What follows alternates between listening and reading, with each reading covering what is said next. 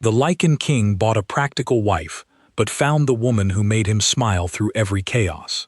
There is a certain kind of woman who, when the world falls apart around her, makes a list, not because she doesn't feel it, not because she is made of stone or immune to the weight of hard things, but because a list gives her something to hold on to when everything else is slipping, something concrete, something she can cross off one item at a time until the falling stops feeling like falling and starts feeling like progress. Rhea had been making lists since she was 14 years old, the year her father got sick and somebody had to keep the lights on.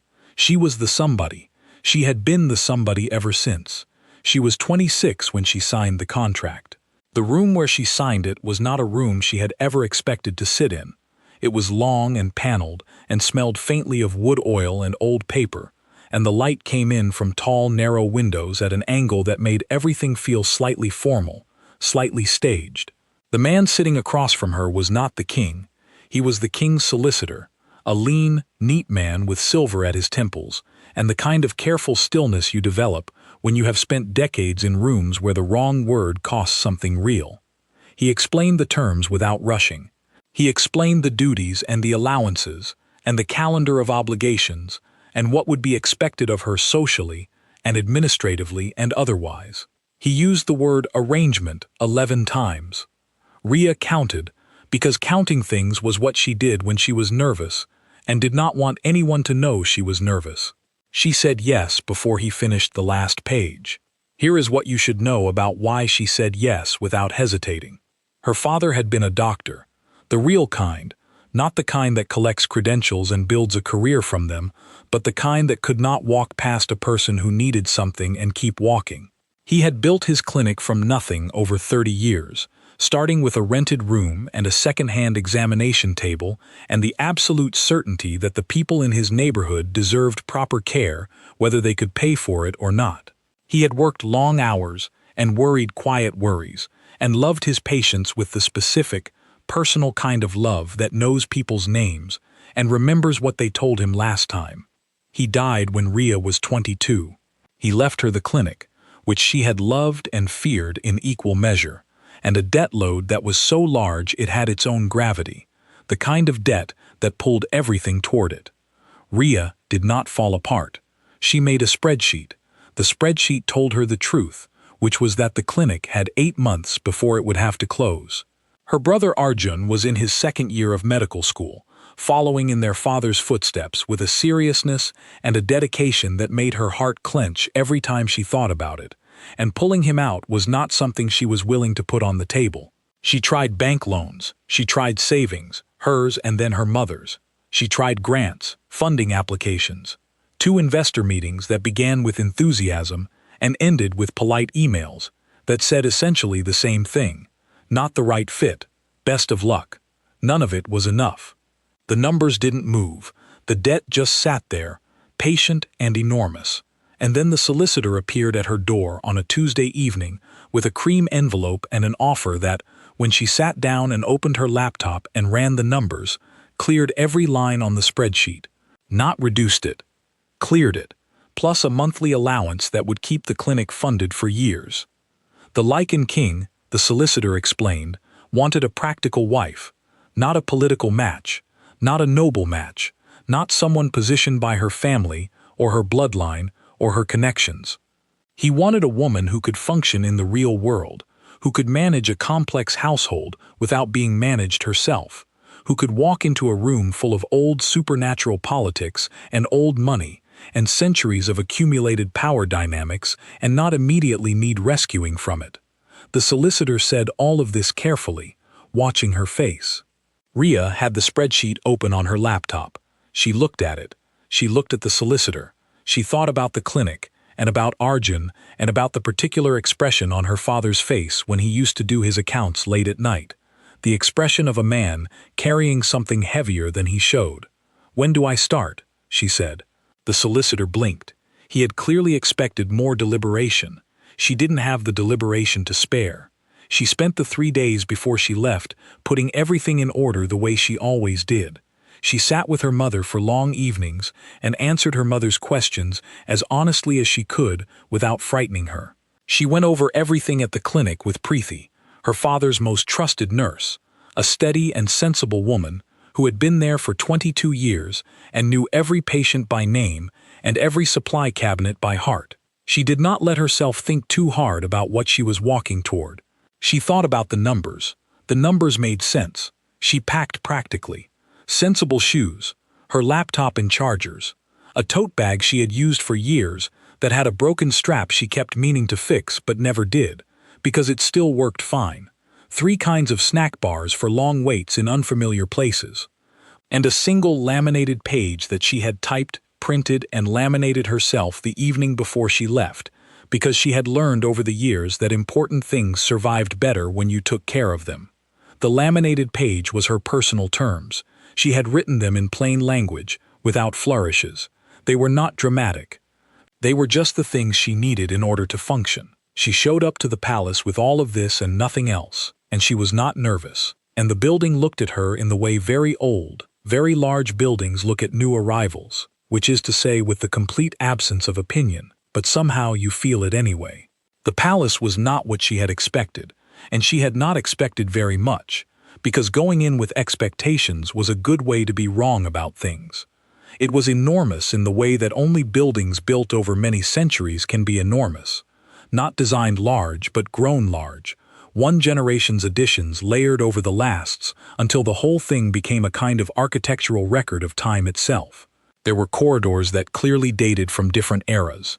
There were rooms whose purposes she could not immediately identify. There was a whole wing in the eastern part of the building that smelled like old paper and lamp oil and turned out to contain a library bigger than some of the libraries she had studied in. She made note of all of this. She made a lot of notes in her first week.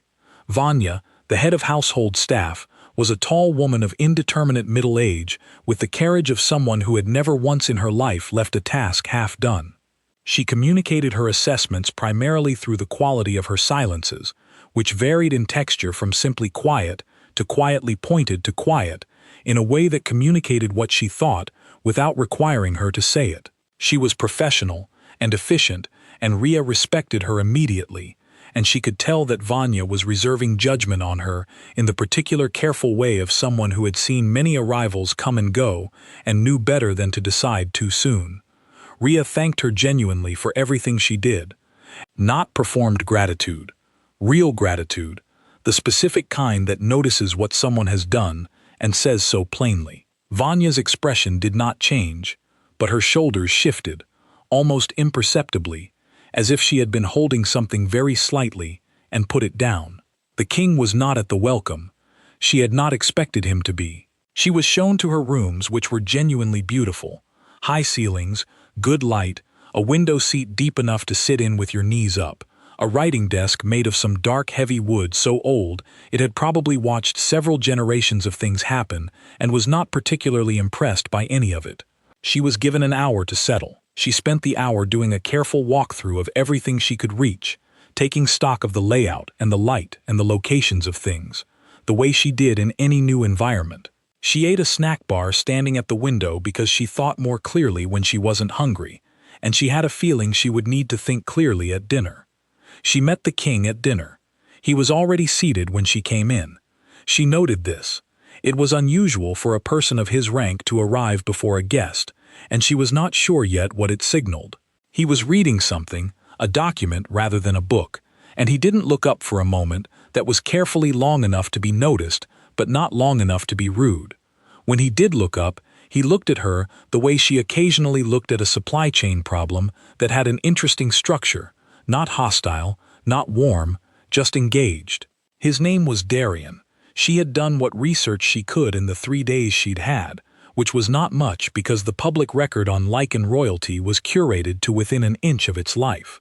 What she knew, 260 years old, approximately, king for 140 of those, had taken the throne under circumstances the official history described as a period of significant transition, which she translated as something complicated and probably violent, had ruled long enough and carefully enough that the kingdom was stable and his court was functional, which was more than could be said for every long-lived ruler she'd read about. He was also physically the kind of person who communicated, in the simple fact of their existence, that they had spent a very long time doing things that required their body to be capable. There was nothing decorative about him. He was not a man who had held power by staying behind walls. He looked like someone for whom the distance between thinking something needed doing and doing it himself had always been very short. She sat down. She did not feel intimidated, which surprised her slightly because she had been prepared to feel intimidated. She felt something more like the focused attention she felt when she sat down to a problem that was going to require her full capability. "You brought paperwork," he said. "1 page," she said. "Laminated." "Why laminated?" "Because I expected it to be looked at more than once," she said, "and I wanted it to survive the handling." Something moved through his expression that she couldn't quite read. He picked up the laminated page from beside her place setting. Vanya must have placed it there. She made a mental note that Vanya was more observant than she had already given her credit for, and read it. The whole thing, carefully, the way people read things when they are actually reading them rather than performing reading. He set it down. "You want access to the household accounts," he said. "To do the job properly." "Yes," she said. "I can't manage resources I can't see." "And the monthly transfer to the clinic." That was part of the original terms. It was. He studied her for a moment. Whatever he was calibrating, she didn't try to guess. She looked back at him with the same directness she brought to all professional conversations, which was the directness of someone who was not performing anything and did not have the energy to start. "Both granted," he said, and he returned his attention to his dinner. Ria ate her food and found it excellent, and thought, well, that was the most straightforward meeting she'd had in 6 months. The palace staff had their rhythms, and those rhythms were old, and old rhythms had a kind of intelligence in them. They knew what the building needed and when and in what order. But old rhythms also had blind spots. Things accumulated in blind spots, small inefficiencies that no one questioned, because no one had questioned them in so long that they had become invisible, part of the landscape. Ria found them the way she found things, which was by looking. She had access to the household accounts from day 2, because Darian kept his word without apparent difficulty, and she went through them the way she had gone through the clinic accounts and her father's finances and every other set of numbers she had ever been responsible for, completely, without skipping the parts that looked routine, because the parts that looked routine were usually where the surprises lived. It took her 4 days to produce a list. The list was not accusatory. It was factual. It contained the dungeon inventory, last formally audited in 1889 and currently running on assumption. The kitchen supply contracts, 2 of which were billed at rates set in an era before she was born, that had not been negotiated since. A patrol route overlap in the eastern grounds that her security reading told her created a blind spot approximately the size of a small courtyard where a motivated person could stand for an extended period without being observed. A recurring charge for ambient ward maintenance that had no attached documentation, no named contractor, and no record of work completed. She flagged all of these in a neatly formatted report. She included a brief explanation of her concern and a suggested approach for each. She added a note at the top that said she was available to discuss any of it and that none of it was urgent. She just wanted to put it on the relevant people's radar. She delivered it to the appropriate department heads and thought nothing more about it. Darian heard about it within 48 hours, because he was the kind of ruler from whom nothing material stayed hidden for long. He did not hear about it from Ria.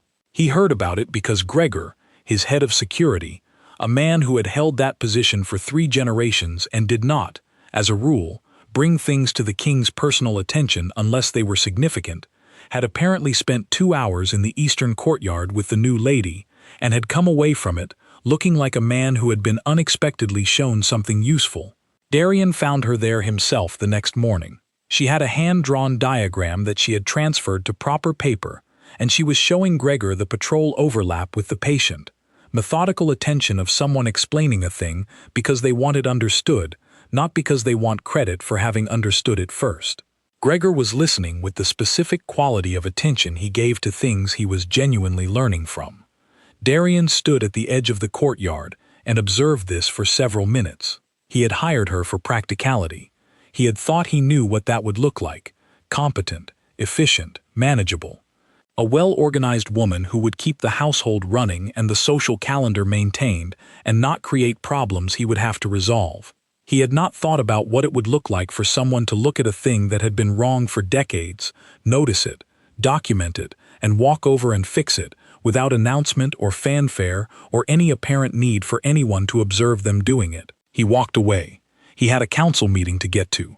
He thought about her diagram for the rest of the morning and told himself he was thinking about the security implications. The court games started in her third week, which was approximately when Rhea had expected them to start. She had been watching the dynamics long enough by then to have a working map of who held what position and what their interests were, and the dynamics were not especially difficult to read once you had seen enough of them. Power tended to work the same way in most contexts, just dressed differently depending on the room. Lady Asara was the opening move. She was beautiful and composed, and had clearly spent decades perfecting the specific art of the compliment that cuts, the kind that sounds like praise until you're alone later and you feel where the edge went in. She had the social authority of someone who had been the most powerful woman in this court for a long time, and who did not intend to relinquish that position to a newcomer of uncertain credentials.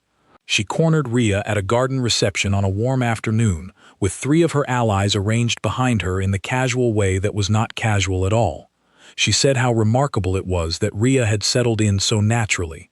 She said how interesting it was to see the king choosing so differently this time. She said the word practical twice, in a way that turned it into something slightly smaller than it had been when she started, and she ended with a smile that invited Rhea to feel grateful for the attention. The women behind her made appreciative sounds. Rhea looked at Lady Asara. She thought about the ward maintenance charges with no documentation, and the supply contracts that hadn't been touched in decades, and the patrol blind spot in the east grounds, and she thought, she has been in this court so long she has forgotten that not everyone is playing the same game she is. You're right that practical is an interesting word, Rhea said pleasantly. It means something different to everyone. For me it means I try to make things work. What does it mean for you? The silence that followed had a texture, like the moment before weather changes. Lady Asara's smile did not falter. She was too good for that. How refreshing, she said. Thank you, said Rhea, and she moved on to the next conversation as easily as stepping through an open door. She heard about the longer silence she left behind her from Vanya, 2 days later, delivered in Vanya's characteristic style, a single sentence, mostly neutral, that communicated rather more than it said. She filed it under things that were handled and moved on. Darian, who had been close enough to the garden reception to have heard most of it, said nothing to her about it directly. He mentioned it obliquely at dinner that evening. He said that Lady Asara had seemed in good spirits at the reception, which was his way of raising the subject without raising the subject. She said she had thought so too, which was her way of letting him know she did not need the subject to be raised. He understood. She understood that he understood. They ate the rest of dinner in a companionable quiet that neither of them felt the need to fill. He thought about this afterward, about how easy it was. How unusual that was, for something between him and another person to be simply easy. The palace had its chaos, and Rhea discovered this in layers, the way you discover most real truths about a place, not all at once but gradually, each new layer surprising you slightly, even when you thought you were already past surprise. There was Pyotr, the poltergeist. Nobody had briefed her on Pyotr, because, as she later understood, most people had got so used to him that they'd stopped thinking of him as something that required briefing. He had been in the South Wing for 160 years. He came with the building the way certain architectural features did. You worked around them, you accommodated them, and eventually you stopped seeing them. Rhea noticed him because a vase flew off a shelf at her head on her 9th day in the building. She caught it with both hands, clinic reflexes, the fast and unglamorous kind, and stood looking at the shelf for a moment, because the vase had been well clear of the edge, and the corridor was still, and there was no rational explanation for its trajectory. "Hello," she said, in the tone of someone checking whether there is someone on the other side of a door. The temperature dropped 2 degrees. A small wooden box on a lower shelf rotated, slowly and deliberately, to face her. "I see," said Ria. She took out her notebook and wrote a heading. She found out about Pyotr from Vanya that afternoon. She went back to the south wing that evening. She stood in the corridor and spoke to the still air in the same clear, direct voice she used for all conversations. She said the throwing was a problem, not because she was frightened of it, but because the vase was irreplaceable and the floor was stone, and the outcome of those two facts was predictable. She said she was willing to find other ways for him to communicate, if he was willing to try. She said she would come back on Thursday, and they could see how things stood. She came back on Thursday. Nothing was thrown.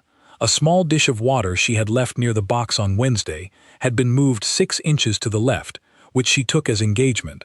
Over the following weeks, a set of understandings developed.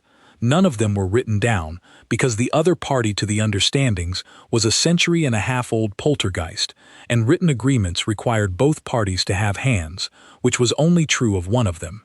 But the understandings held. The maids in the south wing noted, cautiously, that the atmosphere had improved. Vanya reported this to Ria with a single-sentence briefing that was the closest Vanya ever came to expressing admiration. The blood duel was not a 160-year-old problem that had settled into routine. The blood duel was a live situation that arrived fast at a formal dinner in her 5th week and had the potential to go significantly sideways. 2 noble families, old grievance, wrong seating arrangement. That was the whole of the setup.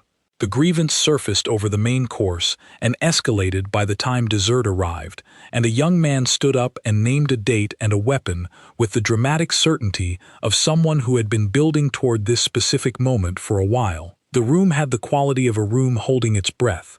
Ria, who had been doing quiet arithmetic about next month's summit seating in the margins of her place card, looked up and took in the scene with the rapid assessment she had developed over years of minor clinic emergencies. She looked at the young man who was standing. She looked at the calendar in her head.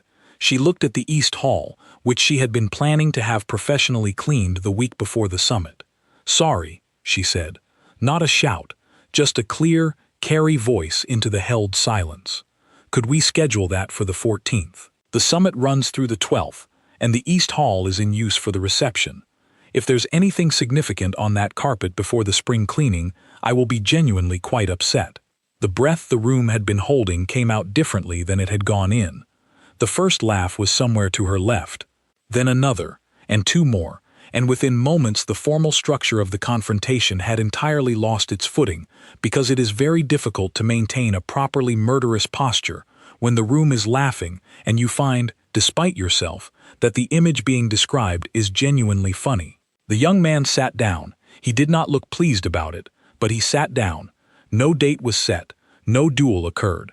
The 2 families remained hostile to each other, but in the ordinary, management-required way, rather than the immediate blood-on-stone way, which was a meaningful improvement. At the far end of the table, Darian had gone very still. She knew his stillness by now. It had different textures, and this one was the particular stillness of a person who is paying very close attention to something that is surprising them. And then, she heard it. Genuine. Brief. Coming from somewhere that didn't usually open. He laughed. The people nearest him stared, because most of them had never heard it, and the sound was more startling for being completely real. He did not acknowledge that he had done it. He returned to his wine with the composed face he wore in public. But in the hallway afterward, walking back to his wing, he noticed that the evening felt lighter than evenings usually felt, and he stood for a moment at the window of his study and understood that the lightness was connected to the sound that had come out of him and the woman who had caused it, and he did not immediately know what to do with the understanding, but he held on to it anyway. He began to notice her in the small ways that add up, over time, to knowing someone. Not her capabilities. Those had been apparent from the beginning. He noticed the texture of who she was. The way she moved through the building with the focused purposefulness of someone for whom a building is first and foremost a place where things happen that can be made to happen better. The way she talked to the kitchen staff about the supply renegotiations she was conducting, not over their heads, not past them, but with them, explaining what she was trying to do and why, and asking what they thought, because she actually wanted to know. The way the youngest of the palace servants had, within 2 months of her arrival, begun looking slightly more like people who believed their presence was noticed and valued, because it was. He noticed the granola bar she passed to a guard at a long post, without breaking stride or turning it into a thing. He noticed that the guard took it with the quiet gratitude of someone who had been seen without expecting to be seen, and that she had already moved on and was thinking about something else entirely. He noticed that she worked late, not to be seen working late, but because the work was there and she was the kind of person who could not put work down that wasn't done. He knew the difference. He had seen 2 centuries of people performing diligence, and a much smaller number of people practicing it, and he knew which one she was. He began to notice her light in the evenings the way you notice whether a particular window is lit or dark, without meaning to track it, without deciding to, the information just arriving. He found her in the library at 3 in the morning on a night when he himself could not sleep, which happened sometimes when the weight of things accumulated past what even long practice at carrying weight could manage quietly. He had not expected her to be there. He had come for the books and the fire and the particular quality of the library's silence, which was the silence of a room that had held a great deal of thinking and was comfortable with more. She was not working, that was the first thing he noticed. There were no papers, no laptop, nothing purposeful. She was just sitting in the deep chair by the window with her feet tucked under her and her hands in her lap and her eyes on the glass. The expression on her face was the expression of someone who is very far inside themselves. Not in distress exactly, but carrying something that had weight. He thought, briefly, about leaving. He could leave, and she would never know he had been there. He sat down in the chair across from her instead. He didn't say anything. He picked up the book on the side table, which was not a book he had been planning to read, and he read it, or he let his eyes move across the words in a way that was near enough to reading that it occupied the surface of him while he sat. She looked at him once, when he first sat down, a quick, assessing look, the kind that checked the temperature of a situation. He met it steadily. She looked back at the window. They sat like that for a long time. The fire burned down, and he put another log on it without making it a moment, just maintenance. She didn't move. He didn't push.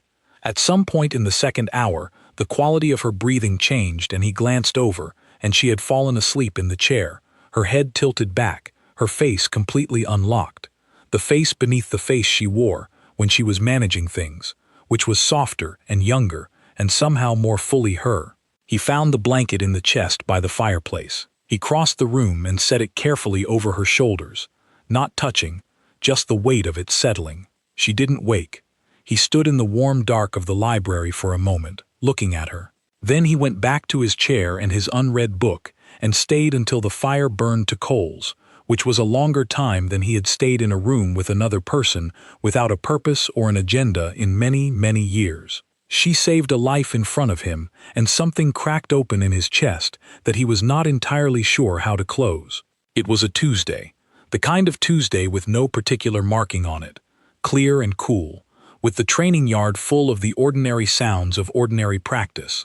The young soldier's name was Ravi, 19 years old and 3 months past his first shift, still finding the edges of himself, still learning what he was capable of and where his limits were. Someone had made an error with the suppressant compound. Not a dramatic error, the kind of quiet, procedural mistake that happens when something routine gets done slightly wrong, because it has always been done a certain way, and no one checked whether that way was still the right one. In a more experienced soldier, in a body that had been through the process many times, it would have been uncomfortable and correctable. In Ravi, it was dangerous. He went down between one breath and the next. The physician was 3 floors away. The soldiers around him were capable and strong, and in that particular moment completely without the knowledge they needed. Ria had been crossing the training yard on her way to somewhere else. She dropped to her knees before anyone else had organized a response. What he noticed, watching from the wall where he had arrived 30 seconds after it started, she was completely calm. Not performing calm, not suppressing panic, genuinely calm in the way that people are calm when they have done this before, and they know what to do, and the knowing takes up all the space where panic would otherwise be. She talked the whole time, not to Ravi but to Tej. Ravi's training partner, a large and capable young man who was currently standing with his hands open and his face blank with helplessness. She gave him specific things to do, one at a time, in a voice that left no room for the helplessness to operate in. Tej's hands found their tasks and held to them because she made it possible for him to. The physician arrived, took over. The crisis turned its corner.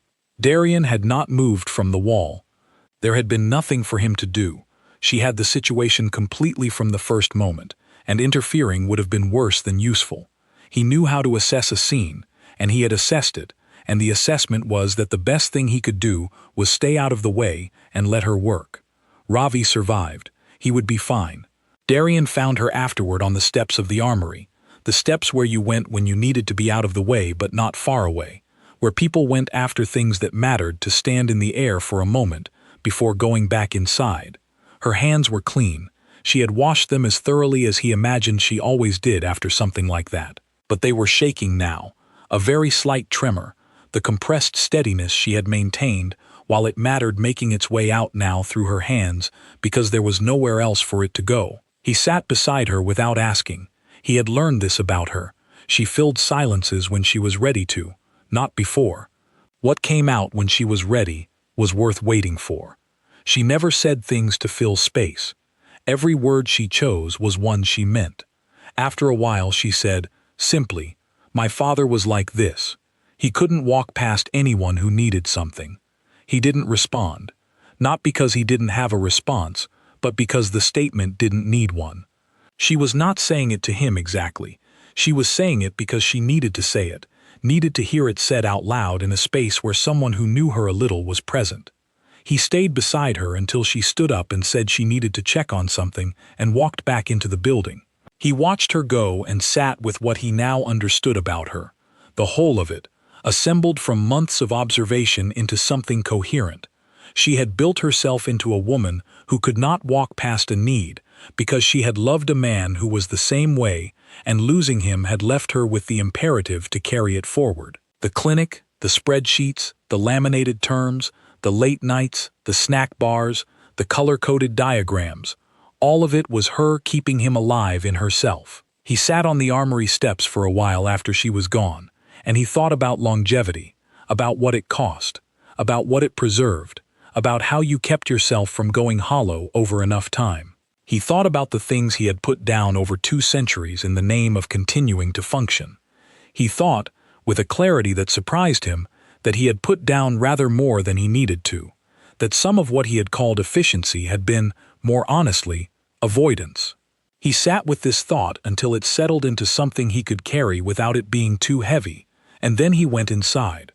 The Midsummer Council was the formal one, the one that mattered. Every major house sent its head, every allied territory sent its representative. The senior court functionaries attended in their formal capacity. The agenda was set months in advance, and its outcomes were entered into the record and referred back to for years. It was not a place where informal arrangements got revisited. It was a place where the structure of things got decided and then held. The faction that brought the challenge had planned it carefully. They had found their procedural argument in the Treaty of the Northern Houses, a document old enough that most of the people in the room had never read it in full, which was its primary value in this context. The argument was technical. The treaty contained a clause about the blood requirements for royal consorts, and the arrangement with Rhea did not, on a certain reading, satisfy that clause. It was not a strong argument, legally, but it didn't need to be strong. It needed to be public, to be formal, to put Rhea visibly on uncertain ground in a room full of people whose respect she had spent 6 months building, and to force a confrontation that would either reveal weakness or create conflict. Either outcome served. Rhea had been watching this coalesce for weeks. Not with alarm. Alarm wasn't a productive state for problems that required clear thinking, but with the focused attention she gave to developing situations that would eventually need managing. She had spent her evenings for 6 weeks in the historical records room, which was the large, slightly cold room off the East Library where the actual primary documents lived, rather than copies of copies of copies. She had read the Treaty of the Northern Houses in full, all 7 versions of it, including the 3 amendments that did not appear in any summary and the 6th Amendment in particular, written in 1921, which had revised the consort clause in language that was unambiguous if you read the original rather than the shortened summary that appeared in every secondary source.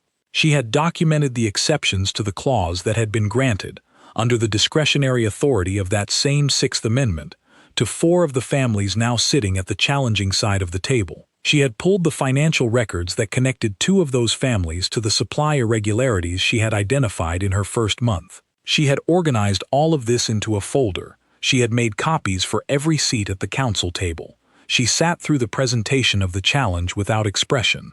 She let them present their full argument, completely, because interrupting before they finished would have been less effective than what she was going to do after. Then she opened the folder.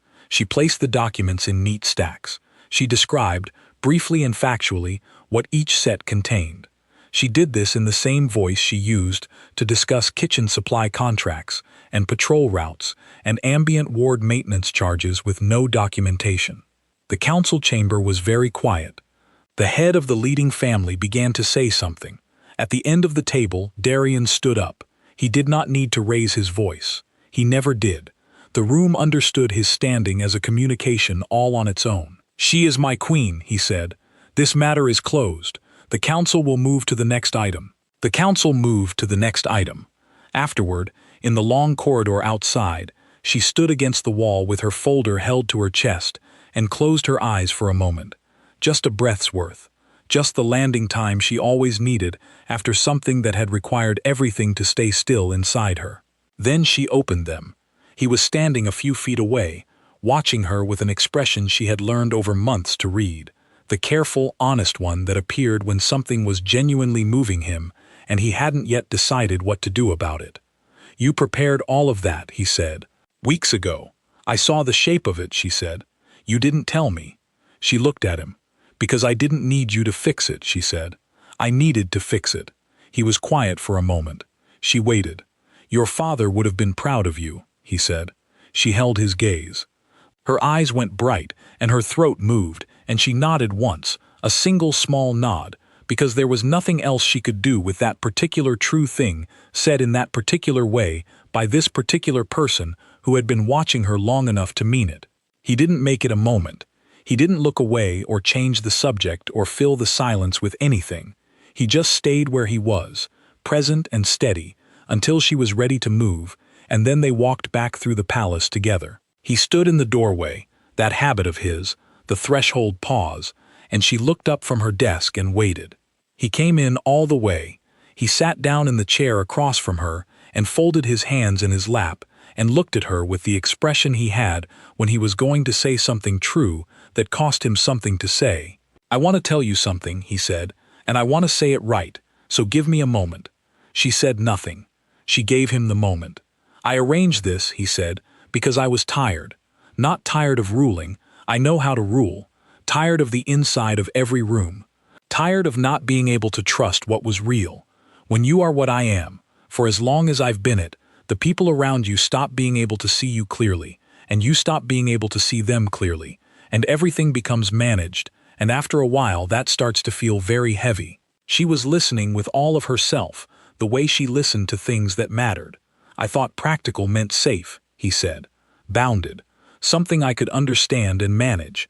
A transaction with a clear structure." He paused. "You are practical. Everything I asked for. But you are also considerably more than I was asking for." He looked at her directly. "I have known this for several months, and I have been finding very elaborate ways not to look at it directly." Rhea set down her pen. She looked at this person across the desk from her, 260 years of life behind him, and all the accumulated weight of that, and all the things that weight had required him to put down in order to keep going.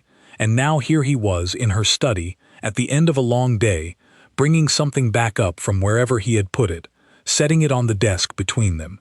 "For the record," she said, "I have budgeted for emotional labor from the beginning." The laugh that came out of him was real and immediate, and not brief this time.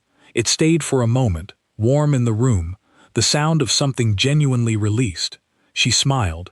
Not carefully, not managed. The real one, the one she couldn't stop when something genuinely got to her. And this person, this evening, this particular thing that was happening in this room, got to her completely. They sat with it for a while. The lamp warm between them, the palace quiet around them, the weight of the day settling into something that was just the two of them in a room, real and unhurried, with nothing performing, and nothing managed, and nothing required to be anything other than exactly what it was. It was never going to be a perfect story. Perfect stories do not involve signed contracts and blood debts and poltergeists and council chambers, and two people who both arrived at the same arrangement with entirely different emotional luggage and had to figure out, month by month and conversation by conversation, how to set the luggage down. There were hard weeks. There were weeks where he retreated into the old habit of managing things alone because he had done it for so long that he sometimes forgot there was another option, and she had to decide every time whether to push or to wait, and she did not always choose right. There were weeks where her practical turn of mind met the reality that some things in their life together were not problems to be solved but feelings to be felt, and she had to keep learning, against her own instincts, that saying what she needed was not adding a liability to the ledger. That she was allowed to need things. They were both, in different ways, people who had learned to carry things alone. Learning to carry things together took time, and was worth the time. The court stabilized in the way that things stabilize when their fundamental structure improves. Not because anyone was afraid, though several people had developed a very sensible and productive respect for Ria's capacity to walk into a formal confrontation with a folder of impeccably organized evidence, but because things were simply better. The supply chains were better, the security routes were better, the records were better. 3 old feuds that had been generating expensive complications for decades got resolved through patient, careful, incredibly boring mediation work that Ria conducted over 8 months, and when they were resolved, the resolution held because it had been built on actual agreement rather than temporary avoidance. The dungeon inventory was done, properly, finally. The ambient ward maintenance had documentation, the patrol routes had been redesigned, the south wing was quieter, in all the ways the south wing could be quiet, and the maids who worked there had started leaving a small cup on the shelf near Pyotr's box, as a matter of course, the way you leave water for a plant. Not dramatic, just maintenance of a relationship. The clinic at home stayed open. Preeti sent monthly updates that Ria read in bed, and sometimes they made her feel the particular complicated grief of missing someone so much that even good news about the thing they built carries their absence in it, and sometimes they made her feel straightforwardly glad, and both of those were true at the same time, and she had learned by now to let them be. Arjun graduated from medical school and came to visit. He spent a month, and was alternately awed by the building and aggressively unimpressed by the grandeur, in the comfortable way of younger brothers who reserve the right to be difficult, even when they are also proud. He met Darian on the 3rd day, and they spent 2 hours arguing about lichen constitutional history with genuine enthusiasm, the kind of argument where the losing party, which was Arjun, doesn't entirely mind losing because the conversation was worth having. Darian told Ria her brother was going to be trouble. "He has always been trouble," she said. "I've had a line item for it for years." Darian smiled. He was getting better at smiling. Not the managed, appropriate smile, the real one, which had been getting more practice than it had had in a very long time. In the south wing, Pyotr had not thrown anything in months. The trinket box had, twice, been found facing outward, toward the corridor, as if watching for someone. Ria took this as a good sign. She noted it in the household records under ongoing resident relations, which was a heading she had created herself and which Vanya had, after a moment's consideration, confirmed was appropriately categorized. Late in the year, past the summit, past the council, past the various things that had needed managing, and the various things that had simply been lived through, Ria found the laminated page. She was reorganizing a shelf in Darian's study at his request, moving things around to make room for a new set of reference volumes, and the laminated page was in a leather folder between 2 old books, preserved and handled enough at its corners to have gone slightly soft. She looked at it for a moment. She put it back exactly as she had found it. She finished reorganizing the shelf. That evening she sat in the library, in her chair, in the light of the lamp on her side of the room.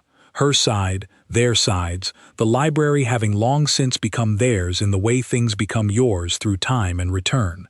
And she thought about what it meant, that he had kept it, that it had been somewhere he reached for it, that the document of her original terms, the plain language list of what she had needed in order to function, had lived in his study all this time, handled. He looked up from his book across from her.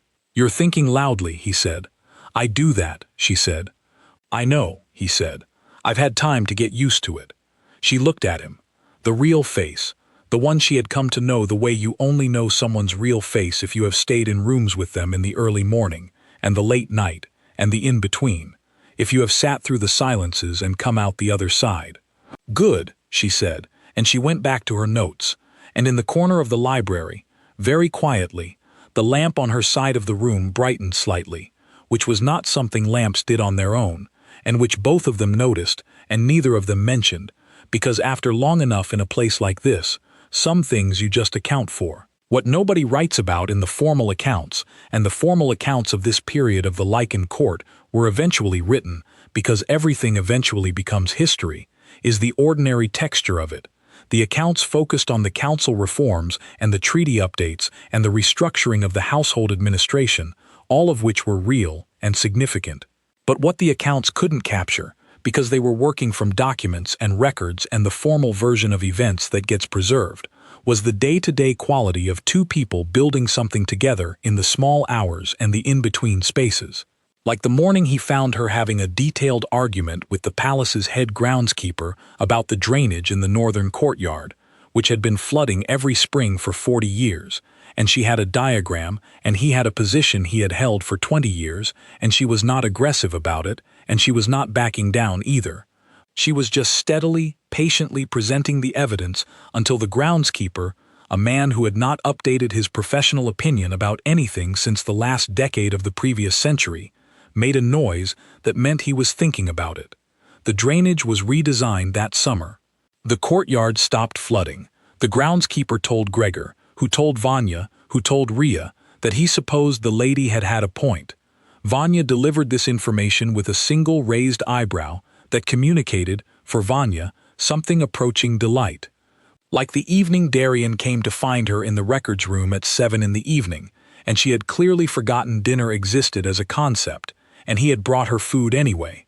Not formally, not arranged, just a plate from the kitchen, because he had noticed the pattern that when she was deep in something, she stopped tracking the hours, and she looked up and looked at the plate and then looked at him and said, "Thank you," in a voice that was slightly stripped down to its actual meaning, the way voices sometimes get when people are tired and real.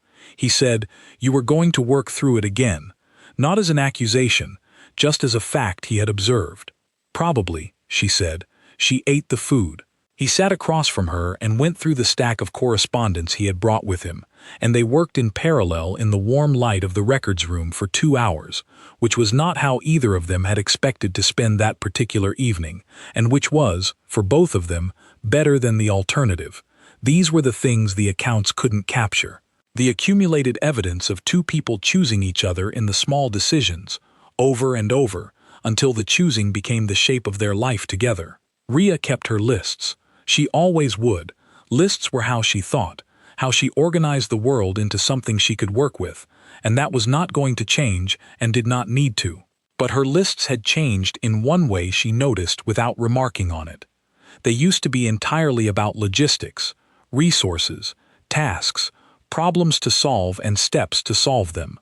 Now they also occasionally contained things that were harder to categorize, things that did not need solving, things that were just there, noted, worth noting. Darian had stopped standing in doorways. Not all at once. Old habits that have been protective for a long time don't go quickly, and he was the first to say, in the dry way he said things when he was being honest about himself, that he was still working on it. But he came all the way into rooms more than he used to. He said things more than he used to. He laughed, in the real way, more than he had in a very long time, and the people around him had adjusted to this gradually, in the way that households adjust to changes in the person at the center of them. Slowly, then completely, until it became the new normal, and the old version became the thing that was harder to remember. The palace became itself more fully. That was the only way Rhea could describe it, when she tried to describe it, which she rarely did because it sounded vague. But it was true. A building that has been managed carefully for a very long time can run beautifully and still feel managed. When the people inside it are genuinely present, genuinely paying attention, genuinely caring, not performing care but practicing it, the building starts to feel inhabited instead of administered. That was what changed. She noticed it first in the way the younger staff moved through it, less cautious, less performing their duties and more simply doing them. The difference was small and real, and exactly the kind of thing that didn't appear in accounts. She noticed it in herself, too. The way she moved through the corridors was different from how she had moved through them in the first weeks. In the first weeks, she had moved like someone who was not entirely sure she was allowed to be there, who had the terms of her presence clear in her mind and was navigating within them.